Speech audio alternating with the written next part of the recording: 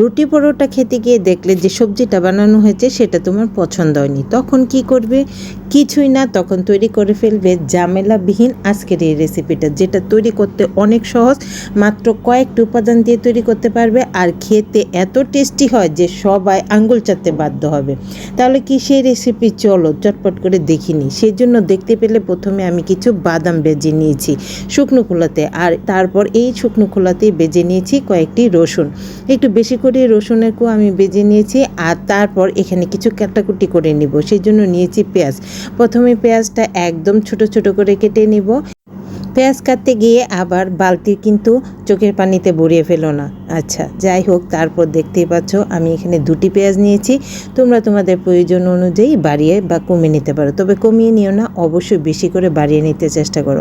পেঁয়াজটা কাটা হয়ে গেলে আমি একটি বাটিতে নিয়ে নিলাম, আর তারপর এখানে নিয়ে নিলাম টমেটো একটি নিয়েছি, সেটাও তোমরা তোমাদের পরিমাণ অনুযায়ী বাড়িয়ে নিতে পারো। তো দেখো, টমেটোটাকে একদম ছোট ছোট পিস করে কেটে নিচ্ছি, আর টমেটোটাকেও কেটে নিয়ে তারপর পেঁয়াজ যেখানে যে বাটিটাতে আমি রেখেছিলাম সেটাতে নিয়ে নিব। আর তারপর এখানে নিয়েছি একটি মরিচটি জাল, সেজন্য একটা নিলাম, তোমরা চাইলে আরও বাড়িয়েও নিতে পারো।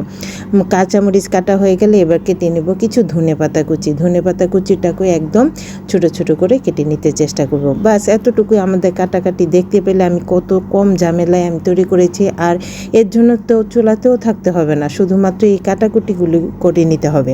তো দেখো, সবগুলো কাটা হয়ে গেছে। এবার একটি বাটিতে আমি নিয়ে নিব যে বাদামগুলো ভেজে রেখেছিলাম, সেগুলোর উপরে খোসাটা একটু ফেলে দেওয়ার চেষ্টা করেছি, আর তারপর নিয়ে নিলাম রসুন কোয়াগুলো নিয়ে এবার একটি শক্ত জিনিস দিয়ে একদম থেতু করে নিতে হবে। এইটা থেতু করার জন্য না পাটা পোতা লাগবে, না লাগবে মিক্সার গ্রাইন্ডার, কারণ এটাকে আমি একদম পিষিয়ে ফেলবো না বা একদম মিহি করব না, শুধু একটু থেতু করে নিব। দেখতে পাচ্ছ আমি কীরকম থেতু করে নিচ্ছি, এইরকমই করে নিতে হবে। তো তারপর সবগুলো আমি এখানে যতখানি নিয়েছিলাম সবটাই দিয়ে দিলাম, আর তারপর এখানে অ্যাড করে দেব আরও কিছু জিনিস দিয়ে দিব। প্রথমে পরিমাণ মতো লবণটা দিয়ে দিলাম, আর তারপর দিয়ে দিব শুকনো মরিচের গুঁড়ো। এখানে আমি হাফ চামচের মতো দিয়েছি, তোমরা তোমাদের পছন্দ অনুযায়ী দিয়ে দিবে। আর তারপর এখানে 1 প্যাকেট ম্যাগি মশলা দিয়ে দিব। ম্যাগি মশলাটা দিয়ে তারপর দিয়ে দিব ধনেপাতা কুচি।